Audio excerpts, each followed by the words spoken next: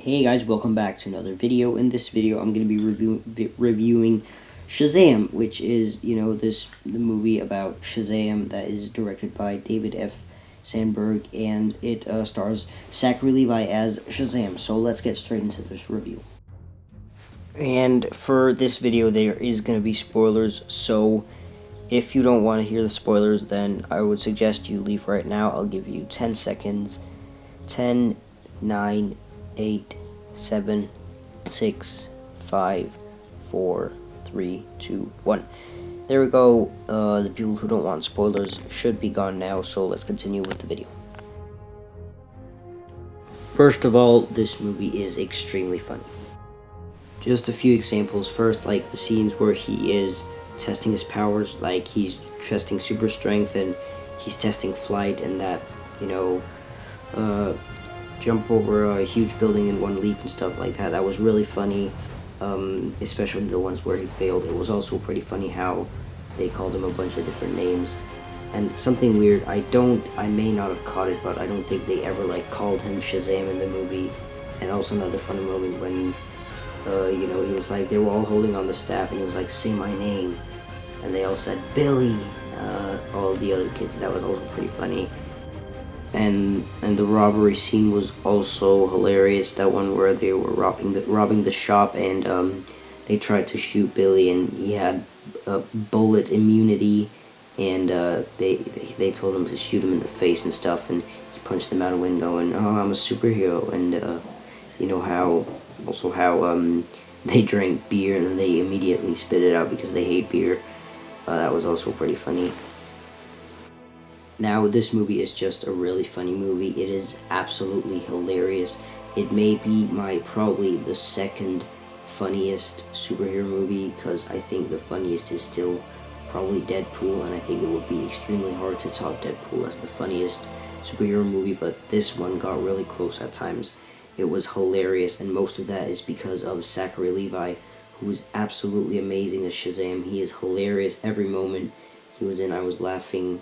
It was just, not literally, but you know what I mean. He was hilarious. I loved Zachary Levi as Shazam. Originally, I wanted Zachary Levi in the My Own Mad DC video. I said Zachary Levi would be a good Superman, but seeing him as Shazam, he's an extremely good Shazam. A lot better than he could probably be as Superman. And also the younger Billy Batson, I think it was Asher Angel, he was also really good at playing Billy. He acts like how I think a younger Shazam would act, and he was really good in those scenes where, for example, some of the scenes where he was arguing with Freddy, or the scene where he confronted his mother for basically abandoning him, which that was also a good scene, a very heartfelt scene. Yeah, I think Asher Angel was also a really good Billy Batson. And also, I love the scene with that wizard, how how Billy acts in that scene and how the wizard is, and it was just, that was a great scene, and I really like the wizard and his design, and I think that scene was really good. In my opinion, the reason this movie works is how well that kid actor who plays Freddy, who I can't remember his name, how well he and Zachary Levi play off each other. I know that kid actor played Eddie in It, but I can't remember what his name is, so I'm just going to call him Eddie, because he played Eddie in It. So Eddie and, Zachary Levi played really well off each other, and they were so funny together. They were both hilarious, and for that matter, so did Asher Angel and Freddy. I think this movie would not have worked if Freddy wasn't there. If Billy was just kept his superpowers for himself and had to figure everything out himself, like, for example, Superman and Man of Steel, that would be so boring, and the movie would not work at all. Freddy is just such a great addition to this movie. I think he was such a welcoming addition. I loved him in this movie. Probably got to be my favorite overall character after probably Shazam or Billy Batson. Now, the overall family, played a much bigger role than I thought they would, especially in the third act, which I'll talk about that in just a bit. But I think I loved all of the family members. There wasn't one of them that I thought was annoying or that I didn't like. I thought they were all great, especially, in the third act where, should I just talk about that now? Yeah, I think I'm going to talk about that now, where they became the Shazam family. Now, the Shazam family in the comics, they are, Billy's foster family who become these other Shazams, and they were in the movie, all of them in the third act turned into Shazams, which, when I first saw it, I was like, no, why did they do that? That was so dumb. But thinking about it now, I really liked it. I really liked that idea. It was kind of funny, and if they ever make another Shazam, which they probably will,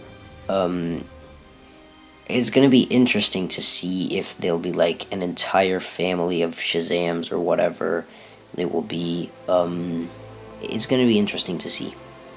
Alright, now it's time to talk about the villain, Dr. Sivana. When I heard that Mark Strong would be playing Dr. Sivana, I was really frustrated because I think Mark Strong would be probably the perfect Lex Luthor, either him or Bryan Cranston, if Jesse Eisenberg were to leave.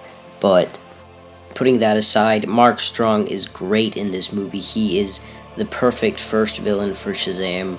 I love when first villains kind of share the origin story with the hero, if you understand what I mean. Like, their origin comes from the same place, like, they were both, were brought to the wizard's catacombs, and he asked both of them to, become, Shazam.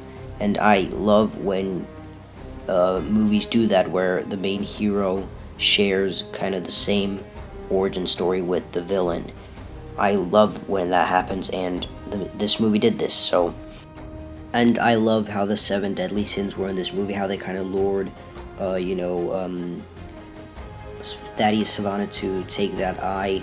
And the sins, I believe they are lust, gluttony, greed, sloth, wrath, envy, and pride. I think those are what they're called.